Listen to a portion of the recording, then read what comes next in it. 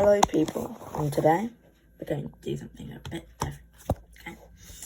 Today we are going to be doing something called the Unusual Archive, which once or a couple times a week I shall be posting a video covering something a bit of out of the ordinary, unusual perhaps, like these things. Furbies. We all know them. We all either love or hate them. I'm not a big fan, but these things were basically everywhere. And this is actually a picture of the original 1998 box of an actual sealed Furby. So, don't know how rare those are now. Pretty rare, probably. So, you might not remember this, and not many people do, because last time it was covered on a channel, it was probably quite a while ago, but I haven't done my research properly on who's covered it recently. But the NSA actually banned it in 1999, January of 1999. I'll say. So, on the Hackday website, you will find this article about the NSA's Furby artificial intelligence scare. Yes, so you might find this a bit lucky, if I'm being honest with you, but think of this thing. I don't know what it is. Sorry, get me sidetracked. Basically, there was a ban in 1999 because it was actually because, you see, yeah, it says it was due to concerns that the toy could record and repeat classified conversations, maybe like probably not exactly what you had for breakfast or something, but it could also record maybe personal things like your phone number and just repeat them to maybe an organization that was behind the hack. So if we go onto here, we'll find that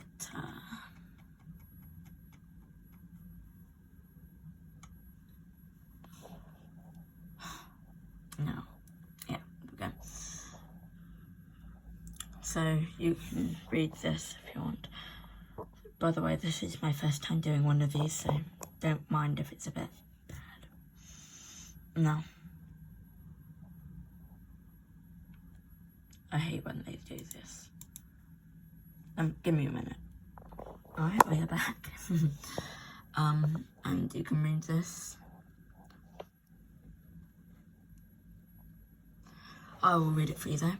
Remember those fuzzy, big-eyed creatures that took the world by storm in the late 90s? Furbies weren't just another toy fad. They became the centre of genuine... God, I'm bad at reading apparently. Genuine national security concerns, sparked widespread rumours and even found themselves banned from government facilities. As someone who watched the Furby phenomenon unfold, and may have hidden my sister's Furby after it wouldn't stop chattering at 3 a.m, I've always been fascinated by how these electronic pets managed to cause so much controversy.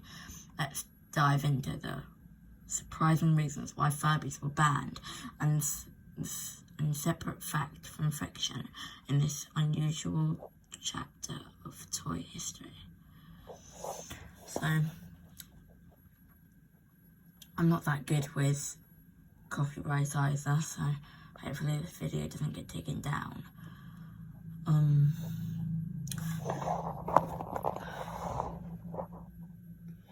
So, if I just say, in January 1999, the National Security Agency, NSA, made the decision that seemed almost comical at first glance. They officially banned Furbies from their headquarters. Isn't that actually really weird? Why would they ban Furbies?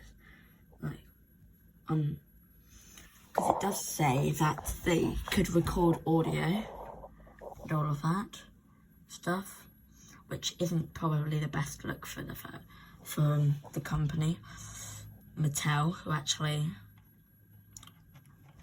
made these toys. Probably doesn't give them the best look, does it? But I mean, nowadays no one can really get a good look, especially when one tiny thing goes wrong. Now, I just want to show you. I want to read some stories off Reddit about it. So, here.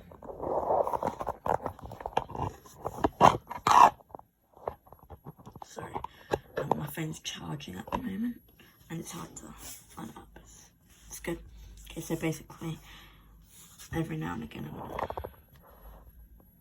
gonna check in with the camera, but now that it's lined up, you might just be seeing something like that. So if I turn the keyboard, maybe. I'm sorry, this is just bad, isn't it? This is bad content. Okay. I can put a plug while I talk. Now, what's going to happen is I'm going to be reading a couple of stories that I found on Reddit. So, first, I'm not going to read out any of the usernames just because I don't want to invade privacy or whatever. So this person says, in elementary school, I was invited to sleep over at my friend Sally's for her birthday. There were quite a few girls going. We were told everyone was going to sleep in the family room, and somehow I scored the couch. Now, Sally loved Furbies, and above the couch there was a shelf dedicated to them. There were a whole bunch of Furbies in the comfortable on the couch. Gosh. Fast forward a few hours, everyone is dead asleep. I am in a nice, deep sleep. When suddenly,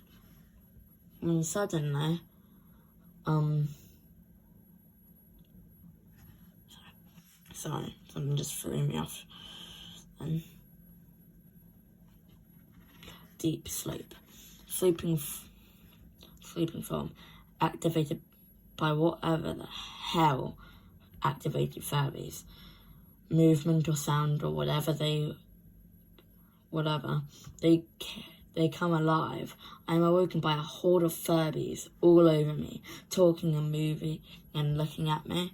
I eventually recovered from that night, but I had nightmares for years after. Now, which I thought was just an insane story, if I'm being honest with you. Like, you're just trying to, imagine this, you're trying to go to sleep, and randomly, a whole bunch of Furbies just start moving and talking at probably like 3 a.m. So, yeah, probably isn't the best sight to see, especially when you're trying to go to sleep. Now,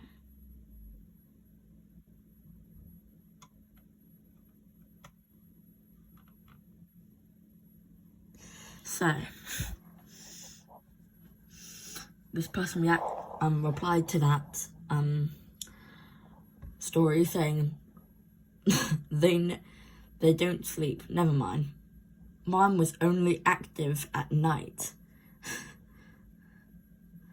That allow your days bye.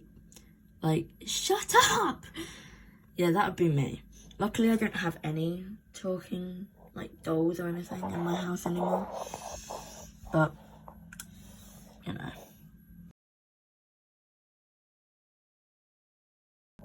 Okay, so this one was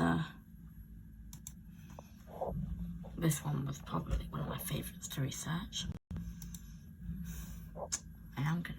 Guess I'm not gonna see internet anymore. Give me a second.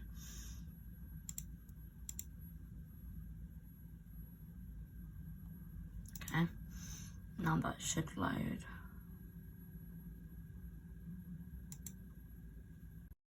Okay. The Cabbage Patch Snack Time Kids. Now this one was probably my favourite to research out of all the ones you're gonna see today.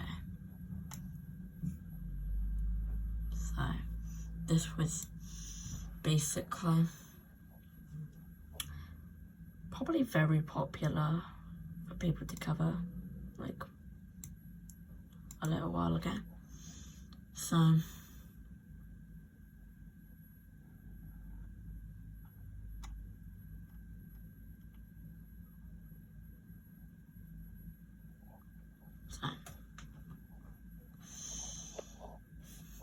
in 1994, Mattel gained the rights to manufacture Cabbage Patch Kids, right? And they knew they were going to have to, you know, sell several of their own versions of it. Like, kind of like Barbie, you know how there's a whole bunch of Barbies, right? Yeah, and some of them do different things. Yeah, they had to basically do that with Cabbage Patch dolls in general. So they had a few attempts to capture that magic included in Cabbage Patch dolls, with brushable teeth. Ew, I don't like that. Miniature dolls, Cabbage Patch fairies. Alright. Cabbage Patch fairies and Olympikids to coincide with 1996 Olympics, which I don't really get, but why they would have to do that. But, you know, they can do what they need there. The Olympikids and Cabbage Patch fairies were basically just Cabbage Patch dolls in different clothes, which you can see here. It's literally just that. Cabbage Patch Kids with different clothes. But in 1996, Mattel planned something big. The newest incarnation of the Cabbage Patch dolls could eat snacks naturally, and they were called Cabbage Patch Kids Snack Time Dolls, which is a mouthful. And it says that is a mouthful, which, yeah, I don't know why. I don't know if I'm gonna be allowed to watch this video with you guys, but shout out to this creator. Haven't actually seen it before, or him, but no, definitely have. Sorry. You know, but shout out to this creator. You got put on a website. Don't know if you wanted to, but to be put on there. But probably sent a lot of people to your channel. Now, playing with this doll was pretty simple. It came with several snacks, like a carrot, celery, wafer cookie, French fries, etc. And all the child was required to do was put the snack in the doll's mouth. Once they put it in there, the battery-powered motor within the doll would move its mouth, sliding the entire snack into the doll. The snack would fall through a hole into the doll's back, into a backpack, where the child could pick up the snacks and kind of play with it over and over and over again. That's kind of like the whole concept of the doll. Just to do that over and over and over and over and over again. Which in my opinion, it'd probably get boring quite quickly, but that's not really my place to judge it, really. So, sorry, I just really love this keyboard.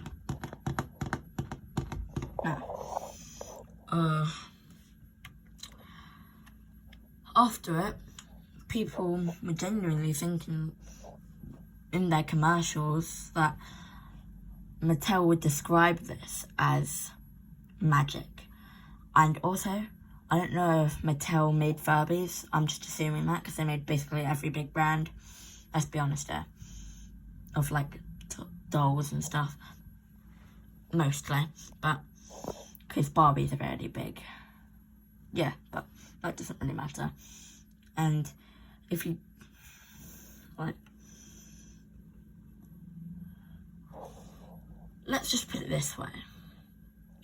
This is videos for people that aren't informed, by the way, or wanted to go over it again, because I know most people probably have heard of this story before.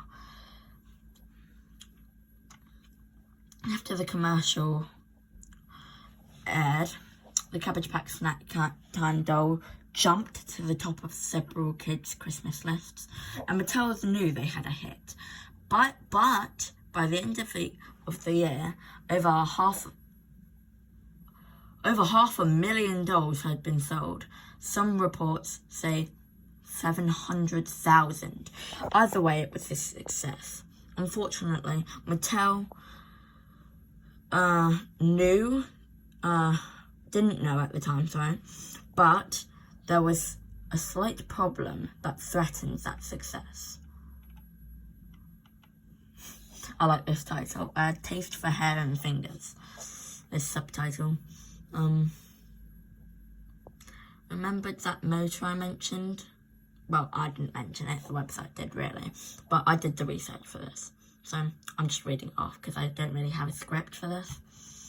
That might be why you hear me stuttering or like not being able to get my words out properly, but I'm sorry for that. But you know what? I'm not apologising anymore. Let's just get into the actual crisis of this whole thing. Remember that motor I mentioned, kinda, that moved the doll's mouth in order to put the snack through the doll? Well, there wasn't an off button for it, and it couldn't go in reverse. That's not really a big deal.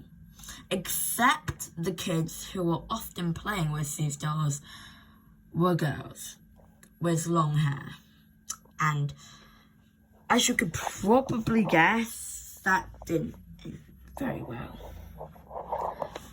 Because if there's not an off switch, really, and you're constantly playing with this and you have long hair, you know, it's gonna get stuck in the doll's mouth, isn't it? Let's just be honest with each other.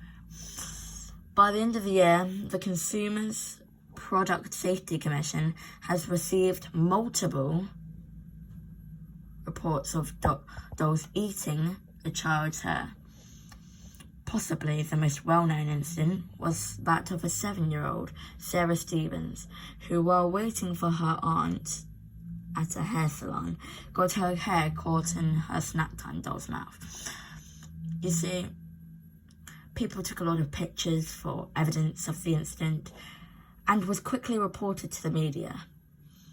Sarah Stevens' story,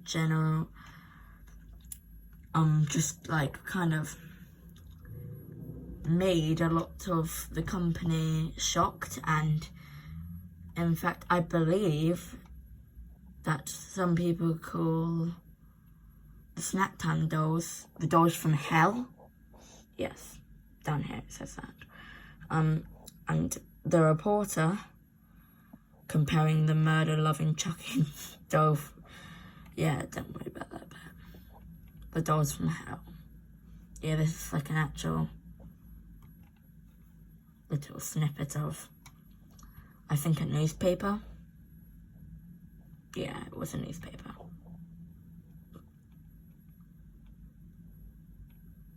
So this is just giving you a little thing. I'll let you pause the screen and read it, and zoom in and read it if you want. Give you a couple of seconds. But, you know, I'm going to do one more and then we should be done.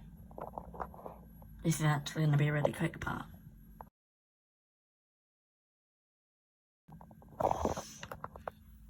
really quickly. You're gonna see this tab from the last one, but there were a few incidents with it, Elmo, you see. But this is just...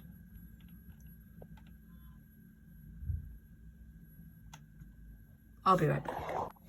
Sorry about that. I had to go do something, but this is the story of the mother. Well, this story takes place in February of 2008. After replacing the battery of an Elmo Who Knows Your Name stuffed toy, the mother of 2-year-old James Bowman, don't know, I think it's Bowman, claimed that it suddenly started to sing "Kill James." Melissa Bowman of Lithia, Florida reported, "It's not something that really you would think that would ever come out of a toy. But once I heard it, I was just kind of distraught." The manufacturer, Fisher-Price, said that Bowman would get a voucher for a replacement doll and would investigate the model to see whether the other dolls had the same malfunction. You see, I will be covering... If you want me to cover any more of these stories, I can. But, you know, this doesn't really matter too much to people, does it? Just remember, this took like 7 or 8 tabs. I don't normally have this many open. But, yeah, that's the end of my video. I hope you all enjoyed the unusual archive. I shall be posting another video either tomorrow, today, or the next day. So, I hope you all enjoyed, and I'll see you in the next one.